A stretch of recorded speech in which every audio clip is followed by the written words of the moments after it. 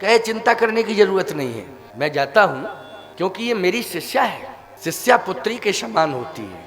एक पिता को ही चिंता नहीं करना चाहिए पुत्री के विवाह की, गुरु को भी चिंता करनी चाहिए शिष्या के विवाह की, क्योंकि वो पुत्रीवत होती है। चिंता मत करो, अब मैंने जब शिष्या के रूप में स्वीकार कर लिया है तो मेरा भी तो दायित्व है, चिंता करने की जरूरत नहीं है। देखो एक बात सुन लो, बेटी का जन्म घर में हो जाए तो इस कथा से पिता को क्या प्रेरणा लेना चाहिए? इस कथा से पिता को यह प्रेरणा लेना चाहिए कि पुत्री का जन्म भले ही मेरे घर में हुआ है, लेकिन केवल पिता का ही दायित्व नहीं है पुत्री के विवाह में के लिए। पुत्री का जन्म जैसे ही होता है तो उसमें 3 जिम्मेवारियां लेते हैं उसके विवाह की, पिता, गुरु और परमात्मा। ये 3 जिम्मेदारी लेता है उसी दिन जिस दिन जन्म हो जाता है। इसलिए बेटी के जन्म पर तो हर्ष व्यक्त करना चाहिए, क्योंकि 3 की जिम्मेदारी ये कथा कह रही है, मैं नहीं कह रहा हूं, ये मत सोचना कि मैं कह रहा हूं। ये किसने कहा है? राम कथा ने। और राम कथा पर यदि तुम यकीन करते हो, विश्वास करते हो, तो बोलो मानना पड़ेगा कि नहीं मानना पड़ेगा? 3 का दायित्व। पार्वती जी के विवाह की जिम्मेदारी 3 ने ली, हिमांचल जी ने, नारद जी ने और स्वयं नारायण ने, भगवान ने। बोलो ली कि नहीं दी? ये प्रमाण है कथा का, वैसे नहीं कह रहा हूं कि मनमुखीपन से कह रहा हूं। अब किस बात की चिंता करना भाई पिता को? जब 3 जिम्मेदारी ले रहे हैं तो इसका मतलब है कि बहुत महत्वपूर्ण व्यक्तित्व आया है मेरे घर में, अपने आप ही ये संयोग जुड़ जाता है। लेकिन पिता का एक धर्म कहता है कि वो गुरु और परमात्मा दोनों को माने, ये नहीं कि मान ना मान मैं तेरा मेहमान। पिता भी ऐसा होना चाहिए कि जो गुरु और परमात्मा दोनों को माने, ये पिता का धर्म कहता है। और पिता जब गुरु और ईश्वर की शरण में हो जाएगा तो याद रखना, बेटी का जन्म होगा तो तीनों मिलके संभालेंगे। और प्यारे, और तीनों मिलके केवल बेटी ही नहीं, मैं तो कहता हूं यदि घर का मुखिया गुरु और परमात्मा के चरणों में समर्पित हो जाए तो पूरे परिवार को परमात्मा और गुरु अपनी कृपा के बल पर संभालेगा। कृपा के बल पर परमात्मा और गुरु समर्पण हो जाना चाहिए। इसलिए परंपरा ये बताई है कि गुरु और भगवान दोनों से जुड़ जाओ, गुरु और भगवान दोनों से जुड़ जाओ। जुड़ के तो देखो कितना आनंद आता है, जुड़ के देखो कितना आनंद आता है, अद्भुत आनंद। आज हिमांचल जी गुरु की शरण में, गुरु ने जिम्मा लिया है, चिंता मत करो। भले ही उन्होंने कामदेव को जला दिया है, समाधिस्थ अवस्था में पहुंच गए हैं, लेकिन जिसको प्राप्त करने के लिए समाधिस्थ अवस्था में बैठे हैं, मैं जाऊंगा उनके पास, स्वयं भेजूंगा। ये मेरी जिम्मेदारी है। बताओ भगवान को किसने भेजा है? शंकर जी के पास नारद जी ने भेजा है। किसने भेजा? नारद जी ने कहा महाराज आप ही जाओ, बिना आपके जो है ये काम बनने वाला नहीं। अच्छा माध्यम ले लिया, तारक असुर भयो कहीं काला, तारकासुर का एक माध्यम ले लिया कि एक राक्षस ऐसा पैदा हो गया है, ऐसा पैदा हो गया है कि वो बिना भगवान शिव के विवाह के और पार्वती के साथ विवाह होगा, और उन पार्वती से 2 पुत्र होंगे, गजानन और खड़ानन। इसलिए तारकासुर का जो वध होगा वो खड़ानन के द्वारा होगा, और वो खड़ानन की उत्पत्ति की माध्यम बनेगी तो पार्वती बनेगी और भगवान शिव और पार्वती। हरि अनंत हरि कथा अनंता। इसलिए इसके लिए प्रयास तो आप ही को करना पड़ेगा, बिना आपके प्रयास की ये संभव नहीं है। भगवान मुस्कुराने लगे, नारद जी तुम हमारा ही कार्य करने के लिए तो यत्र तत्र सर्वत्र घूमते रहते हो, तुम्हारा अपना कोई कार्य नहीं है, मेरा ही कार्य करने के लिए तुम मेरे विशेष पार्षद हो। नारद जी भगवान के विशेष पार्षद हैं, और नारद जी की एक विशेषता है कि वो नारायण नारायण नारायण, चलते फिरते सोते जगते नारायण नारायण कहते रहते हैं। नारायण के अलावा और कोई शब्द ही नहीं निकलता है। नारायण, पहुंचेंगे तो नारायण, चलने लगेंगे तो नारायण, बातचीत करने के पहले नारायण मेरी बात सुनो, अब बात कहने के बाद फिर नारायण समझ लिया, नारायण नारायण नारायण, बस इतना कह के यही तो उनका संबोधन है। बात तो करेंगे, वो अपनी चर्चा रखेंगे, लेकिन नारायण कह के शुरू करेंगे और नारायण कह करके ही विश्रामित करेंगे और नारायण कह के चल देंगे। ये विशेषता नारद जी की है। आजकल पता नहीं कुछ लोग इस तरह के विचारधारा के हैं कि गांव में अगर एक दूसरे में कोई झगड़ा लड़ाता है तो लोग कहती है नारद है गांव का, फालतू की बात करते हैं। नारद को इतना रद्दी बताते हैं बेवकूफ लोग, मूर्ख लोग हैं। क्यों? अरे लड़ाई झगड़ा जो करावे वो नारद नहीं है, वो शकुनी है। क्यों भाई? जो लड़ाई झगड़ा आपस में कराया है वो नारद है कि शकुनी है? वो महाभारत का शकुनी है, नारद नहीं। नारद तो वो है कि याद रखना, अगर जीव में राक्षसत्व आ गया है तो उस राक्षसत्व को समाप्त करने के लिए जो अपनी साधना से परमात्मा को प्रकट कर दे और प्रकट करके उस राक्षस का उद्धार करा दे, वो नारद है। उस राक्षस का ही उद्धार करा दे। कितने राक्षसों का उद्धार कराया नारद ने। हिरण्यकश्यप का उद्धार माध्यम कौन बने?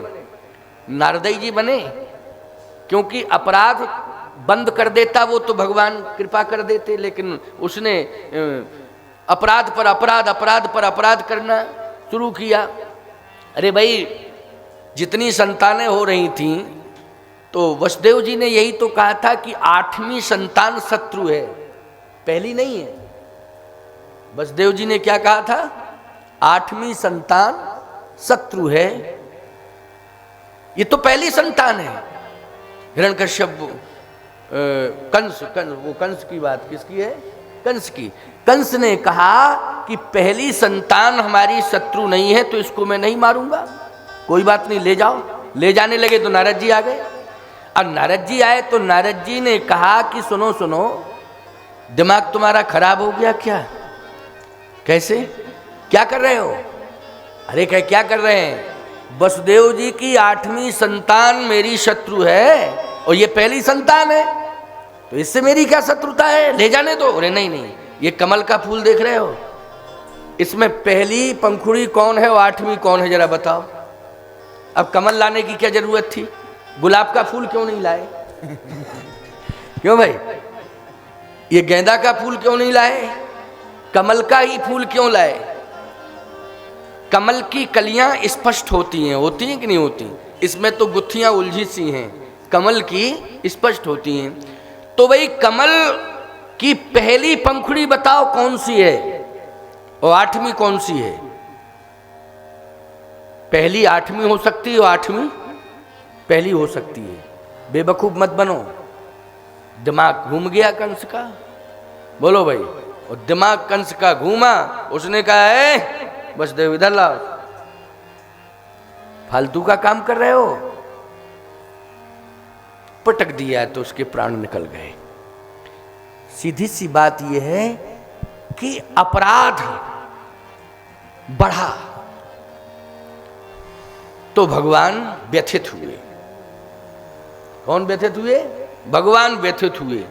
अपराध बढ़ा तो भगवान व्यथित हुए, अर्थात इतने व्यथित हुए कि 8वीं संतान के रूप में स्वयं भगवान प्रकट हो गए प्यारे, कंस का वध करने के लिए।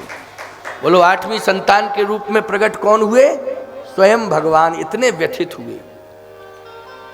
ये कार्य किसने किया? भगवान को प्रकट कराने में भूमिका किसकी थी? नारद जी की थी। नहीं तो भगवान को प्रकट करना इतना सरल नहीं है। प्रहलाद जी ने कितनी यातनाएं सही, तब बाद में नरसिंह भगवान प्रकट हुए। नहीं पहले ही हो जाते। ऊंचे पहाड़ से गिरा दिया, सर्पों से डसा दिया, विष का प्याला दे दिया, पता नहीं कितनी कितनी यातनाएं। बोलो, प्रहलाद ने सही कि नहीं सही? प्रहलाद ने, अरे देवकी वसुदेव तो बहुत उम्र के हैं, उनमें सहने की क्षमता है, लेकिन प्रहलाद तो छोटा सा बालक है, उसमें क्या दुख सहने की क्षमता है? यातनाएं सहने की क्षमता है क्या? लेकिन भगवान ने प्रहलाद को भी यातना सहते देखा है, हर यातना सहते देखा है। और उसमें भी याद रखना नारद जी की भूमिका थी, क्योंकि नारद जी ने प्रहलाद की मां को मंत्र दिया था, कयाधु को। कयाधु किसकी शिष्या है? नारद जी की है।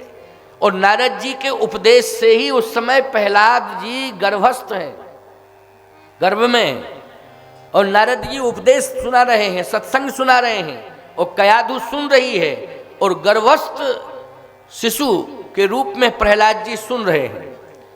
आज जो सुन रहे हैं तो कितना बड़ा प्रभाव पड़ा, बोलो? प्रभाव पड़ा कि नहीं पड़ा?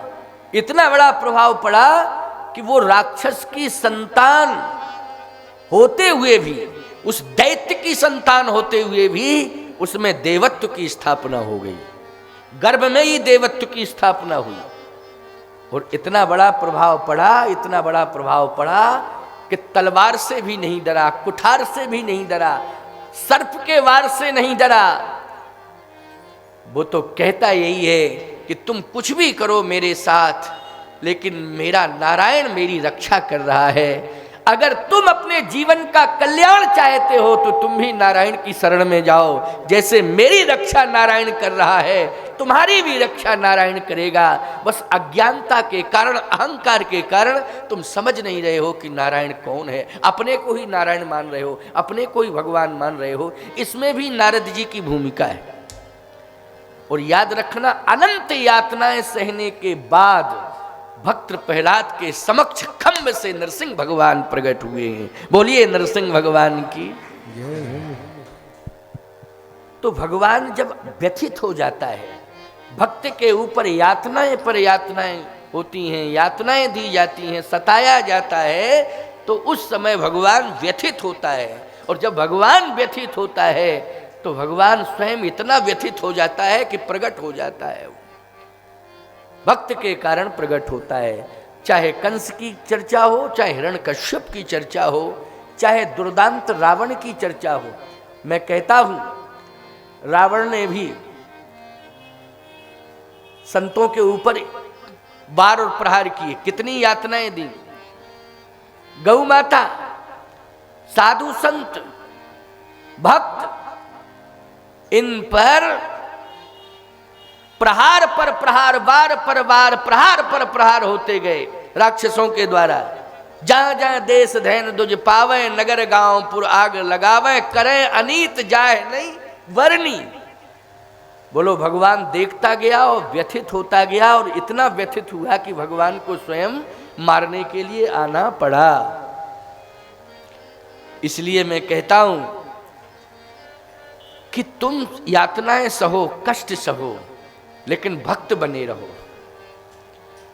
कष्टों से डरना नहीं, यातनाओं से डरना नहीं, कष्टों से डरना नहीं, सहना। और जितना तुम कष्ट सह लोगे, यातनाएं सह लोगे, भगवान उतना ही व्यथित होगा। और जब भगवान अत्यधिक व्यथित हो जाएगा तो फिर याद रखना, वो रुक नहीं पाएगा। वो भक्त के कल्याण के लिए किसी ना किसी रूप में प्रकट हो जाएगा और तुम्हारा कल्याण करेगा। आज नारद जी श्री पार्वती जी का कल्याण करने के लिए भगवान नारायण के पास जाते हैं और कहते हैं कि मेरी प्रार्थना है कि पार्वती आपको प्राप्त करने के लिए, शिव जी को प्राप्त करने के लिए तपस्या कर रही हैं, आपकी कृपा पाना चाहती है। और कृपा आपकी तब होगी जब शिव जी तैयार हो जाएं विवाह के लिए। जब आपकी कृपा होगी तभी शिव जी तैयार होंगे। पार्वती के ऊपर कृपा तो आपको करनी पड़ेगी, क्योंकि शिव जी तैयार नहीं हो रहे हैं। और एक ही विकल्प है कि आप जब कहेंगे तो तैयार होंगे वो, और शिव जी तैयार होंगे तो पार्वती का कल्याण हो जाएगा। ये क्षमता केवल आप में है। और सबसे बड़ी समस्या यह है कि तारकासुर हुआ, बड़ा भयंकर राक्षस है, इसलिए उसका वध तभी संभव है जब भगवान शिव विवाह करेंगे पार्वती के साथ, और पार्वती से दो पुत्र होंगे, गजानन और खड़ानन। जो खड़ानन होगा उस पुत्र से, खड़ानन पुत्र से ही तारकासुर का वध होगा। भगवान नारायण हंसने लगे, कहे चलो ठीक है, अब तुम कह रहे हो तो मैं चलता हूं, प्रयास करता हूं। भगवान स्वयं गए। शंकर जी तो आंख बंद किए थे, तपस्या कर रहे थे। भगवान जैसे ही पहुंचे, श्री हरि नारायण अपने आप नेत्र खुल गए। भगवान शिव के अपने आप शिव जी के नेत्र खुल गए। देखा, अरे भगवान आए, हाथ जोड़ लिए। भगवान ही हाथ जोड़े खड़े हैं, और शंकर जी ने भी हाथ जोड़ लिए। आप कहो ये क्या प्रमाण कि भगवान हाथ जोड़े खड़े हैं? प्रमाण है, मम बिनती यव सुनहु शिव। बिनती का मतलब है हाथ जोड़ना। मम बिनती यव सुनहु शिव, जो मो पर निज ने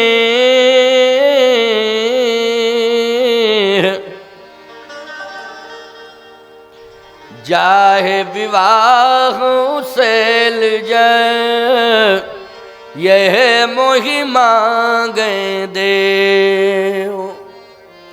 मेरी प्रार्थना है, जाए विवाहों सैल जाए, यह मोहि मांगे देव। आप हिमांचल की पुत्री पार्वती के साथ विवाह करें, यही मांगने के लिए मैं आया हूं। मम बिनती, प्रार्थना भी कर रहा हूं। अब जिसको प्राप्त करने के लिए साधना कर रहे थे, समाधि लगाए थे, जब वही हाथ जोड़े खड़ा है। समाधि वाला हाथ जोड़ता है, समाधि वाला हाथ जोड़ता है कि जिसके लिए समाधि लगाए हुए वही परमात्मा हाथ जोड़ता है। समाधिस्थ अवस्था में जो है, जिसे प्राप्त करने के लिए समाधि कर रहा है, समाधि लगाए हुए है, उसी वही हाथ जोड़ता है। भगवान शंकर रोने लगे, क्या कर रहे हो प्रभु, ये हाथ जोड़ रहे हो? उल्टी गंगा बह रही है, तो क्या करूं? आप तो आदेश दो। आदेश तो आदेश है ही है, जाहे विवाह सैल जह, यही मोहि मांगहि देव, यही मोहि मांगहि देव। जाहि विवाहों सैल जय। आदेश यही है कि आप पार्वती के साथ विवाह करें। शैल पुत्री पार्वती को आप स्वीकार करें, उनके साथ विवाह करें। भगवान शंकर ने कहा विवाह की इच्छा नहीं है।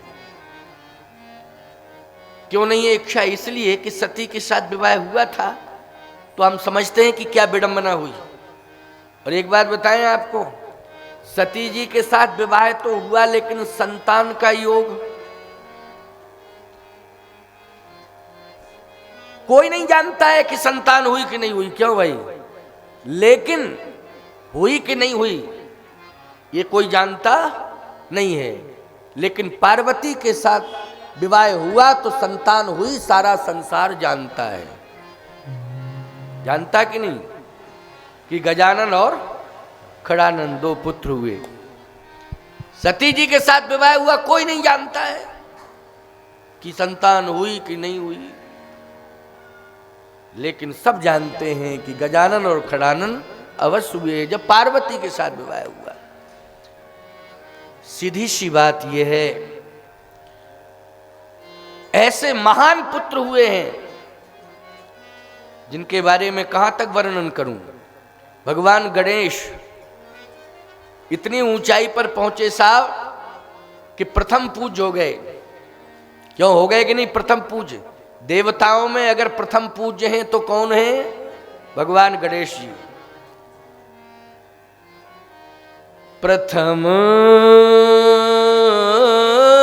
पूजियत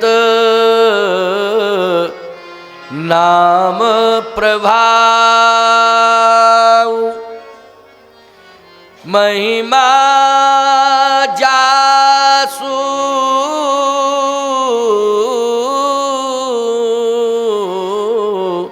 जान गण राव प्रथम पूजियत नाम प्रभाव प्रथम पूजियत नाम प्रभाव महिमा जासु जान गण राव महिमा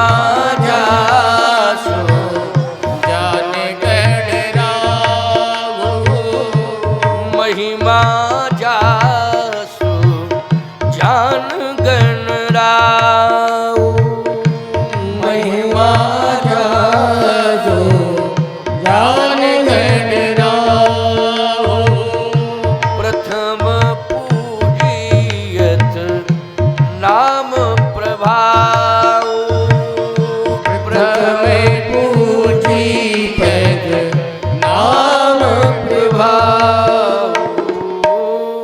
प्रथम पूजियत नाम प्रभाव। राम के नाम के प्रभाव से श्री गणेश जी प्रथम पूज्य हो गए। सबसे पहले गणेश जी की पूजा होती है। याद रखना, ऐसा महान पुत्र होना है जिसके बिना कोई मांगलिक कार्य हो ही नहीं सकता है। संसार का कोई भी मांगलिक कार्य भगवान गणेश जी के बिना नहीं हो सकता है। ऐसा पुत्र होना है प्रथम पूज्य। मैं कहता हूं तपस्या व्यर्थ नहीं जाती है। पार्वती जी की तपस्या केवल शिव जी को प्राप्त करने के लिए ही नहीं है, संस्कारी संतान को प्राप्त करने के लिए भी है। इसलिए कभी भी तपस्या व्यर्थ नहीं जाती है। आज सब रोते हैं ना कि सब कुछ है लेकिन संतान संस्कारी नहीं है। सबसे ज्यादा परेशान महाराज हैं तो संतान से हैं। क्यों? किसी काम की नहीं हो, कोई काम धाम करना नहीं है, खर्च चाहिए, पैसा चाहिए, काम करना नहीं है। ऐसे कम माता पिता हैं जो अपनी संतान से सुखी हैं, कम हैं वो, ज्यादातर परेशान नहीं है। रोज शिकायतें मिलती हैं हमको। तो व्यक्ति सामने नहीं है तो आजकल तो मोबाइल की सुविधा हो गई। महाराज समझा दो, रात को 12 बजे फोन कर, महाराज समझा दो। अरे भले आदमी, हम सोने जा रहे हैं और तुम समझाने की बात कर रहे हो। क्यों भाई? है? अच्छा तो बात करा दे जरा बेटे से। अब बेटे ने जैसे ही फोन लिया बोले महाराज आप अपना काम करो, इनके चक्कर में मत पड़ो। वो यही बात कह रहा है, महाराज आप अपना काम करो, इसके चक्कर में मत पड़ो, इसको तो हम ही ठीक कर देंगे। ये और कह रहा है। बड़ी समस्या है। संतान अगर संस्कारी मिल जाए तो ये माता पिता की साधना का परिणाम है, यही तपस्या है। इसलिए बहुत बड़ी जिम्मेदारी होती है जब गृहस्थी में व्यक्ति बनता है, परिणय बंधन में बनता है, बहुत बड़ा दायित्व होता है। धन्यो गृहस्थाश्रमा, गृहस्थाश्रम धन्य है, बहुत बड़ी जिम्मेदारी है। गृहस्थ ने ही सबको दिया है। अगर साधुओं को साधु दिया है तो गृहस्थ ने दिया है, राष्ट्र को नेता दिया है तो गृहस्थ ने दिया है, और इस विश्व को भगवान दिया है तो गृहस्थ ने दिया है। भगवान भी दिया है तो किसने दिया है? गृहस्थ ने दिया है। गृहस्थ ने क्या नहीं दिया है? सब कुछ तो गृहस्थी देते हैं। गृहस्थी साधारण नहीं होता है, लेकिन बस साधना करे तब महान है वो, तब धन्य है। और यदि केवल साधन ही साधन में लगा रहे, और आजकल यही तो साधना नहीं करते लोग, साधन के चक्कर में पड़े रहते हैं। और साधन के चक्कर में पड़े रहते हैं तो अंत में वो स्थिति हो जाती है कि चिंता में ही मर जाते हैं। साधन जुटाने के चक्कर में अंत में चिंता में, क्योंकि साधन के चक्कर में पड़ोगे तो चिंता अपने आप घेर लेगी, घेरेगी कि नहीं। और यदि साधना करोगे तो चिंता मुक्त हो जाओगे प्यारे, और संतान भी नारायण के रूप में प्राप्त होगी, ये लाभ होगा।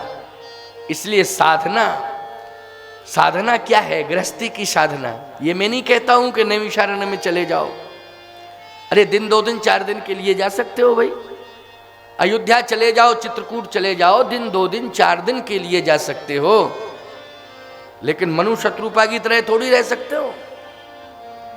फिर कौन सी साधना? साधना का एक बड़ा सुंदर दोहा है। अब इस दोहे को सुनना, पूरी साधना आ जाएगी, और बड़ी सरल साधना है, कोई कठिन नहीं है। इतनी सरल साधना है कि सहज में हो जाएगी वो साधना पूरी, लेकिन थोड़ा सा प्रयास करना पड़ेगा। क्या है वो साधना? कौशल्यादि नारी प्रिय सब आचरण पुनीत, पति अनुकूल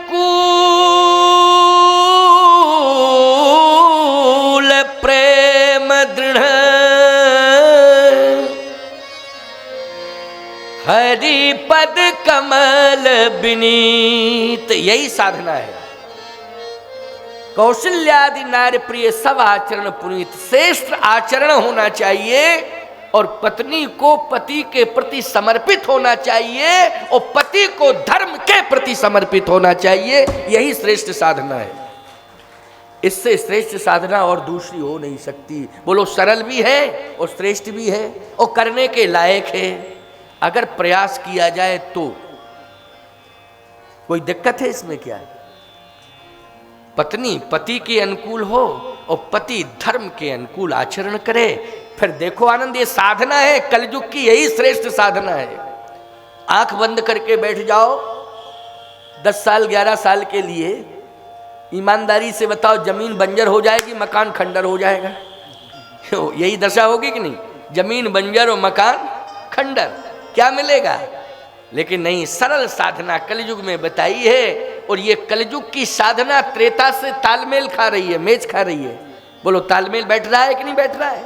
कौशल्यादि नार प्रिय सब आचरण पुनीत, पति अनुकूल प्रेम दृढ़, हरिपद कमल विनीत। एक और बढ़िया बात आपको बताएं।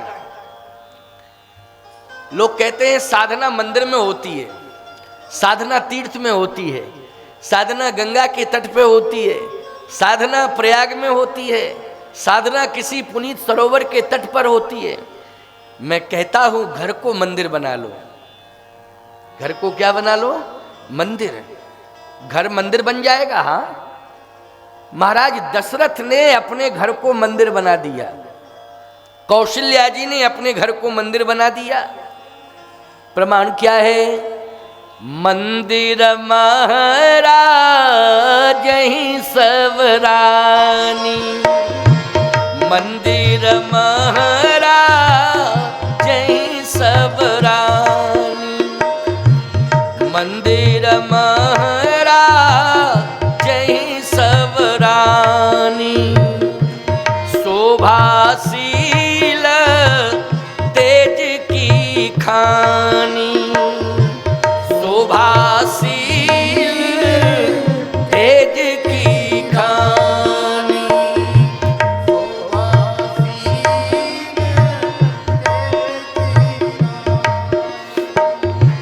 मंदिर महाराज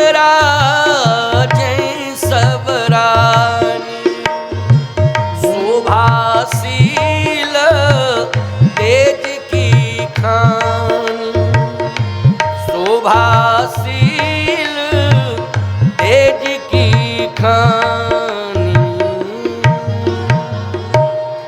शोभाशील तेज की खानी। मंदिर में राजा सब रानी। घर मंदिर बन गया।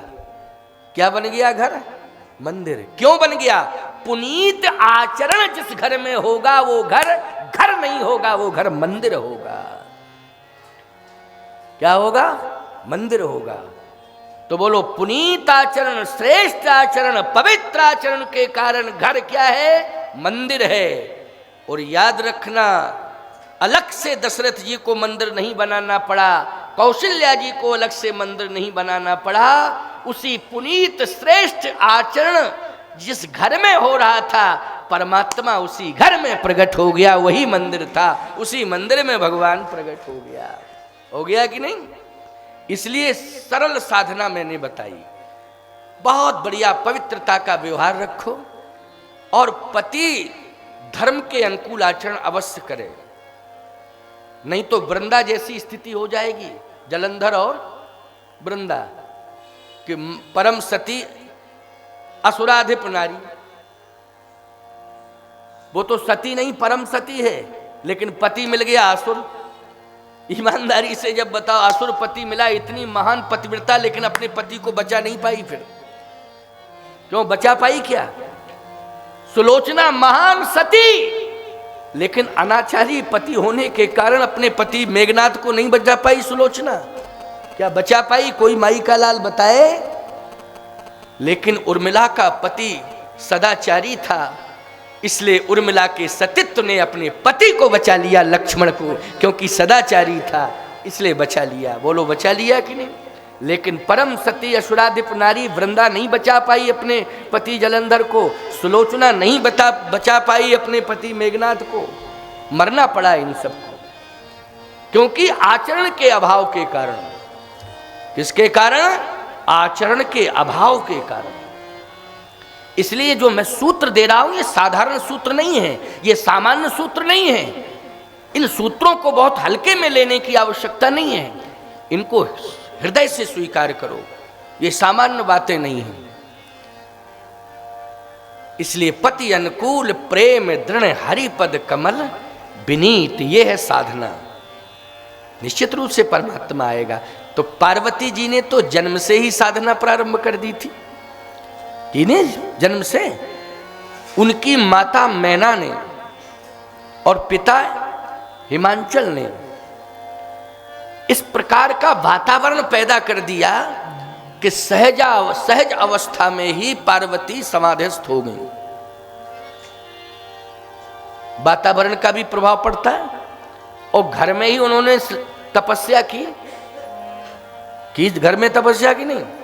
घर में जब वातावरण अच्छा होगा तभी तपस्या होगी, और घर में वातावरण अच्छा नहीं हुआ तो घर छोड़ के जाना पड़ेगा, तब कहीं तपस्या होगी।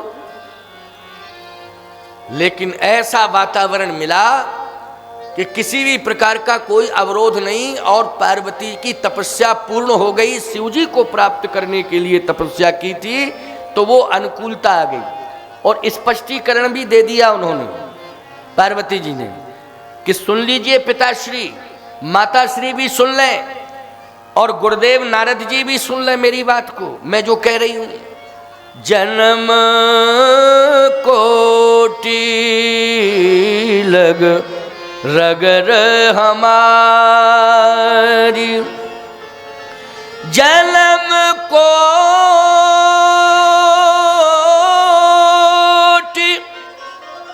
लग रगर हमारी,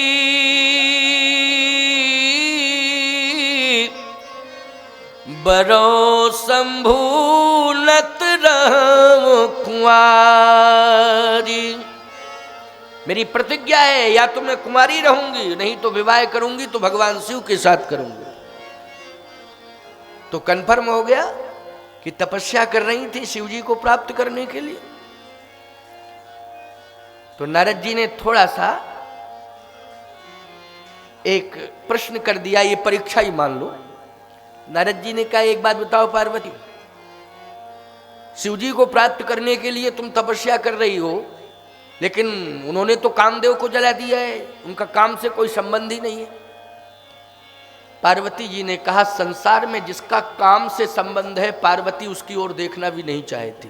फिर पार्वती उसी का वर्ण करना चाहती हैं जिसका राम से संबंध है, उसी को पति के रूप में स्वीकार करना चाहती। काम से संबंध है उसको नहीं, राम से संबंध है। और शिव जी का बोलो, काम से संबंध है कि राम से? राम से संबंध है। इसलिए मेरी प्रतिज्ञा है कि मैं विवाह करूंगी तो भगवान शिव को पति के रूप में स्वीकार करूंगी। ठीक है, मेरा प्रयास है। और गए। श्री नारद जी महाराज भगवान से प्रार्थना की तो भगवान स्वयं जाके प्रार्थना कर रहे हैं शिव जी से। मम बिनती यव सुनहु शिव,